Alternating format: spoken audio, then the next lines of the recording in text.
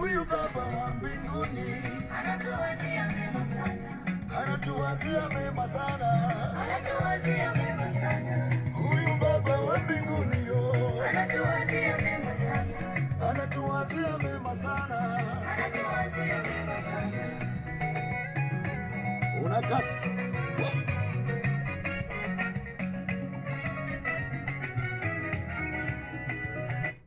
Hello Africa, hello Tanzania, hello Mbeya.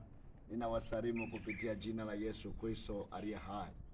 Yule ndugu yenu Merabo Emmanuel leo ameamua kuja na sadaka ya upendo, sadaka ya shukurani kwa shabiki zake wote mnaozidi kufuatilia ulimwenguni kote.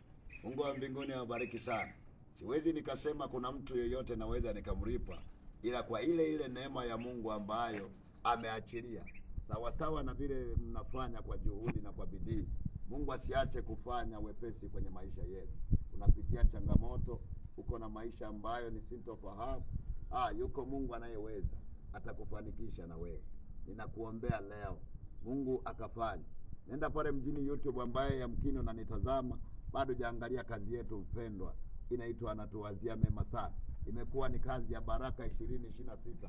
Nimeona watu wengi mnafanya challenge, wengine mna share, wengine mna comment, wengine mna like. Mungu wa mbinguni awabariki sana. Sina cha kuwalipa, lakini yuko Mungu mbinguni atafanya jambo kwenye maisha yako mwezi huu wa wapenda nao. Hata kama mahusiano yako yalikuwa yamechanika, yamevurugika, ninaomba Mungu akakuunganishe tena na watu sahihi. Ukutane na mtu anayekupenda kwa dhati. Barikiwe sana. Merabo Emmanuel anakutakia happy Valentine Day. Be blessed. Mungu akubariki sana. Amen.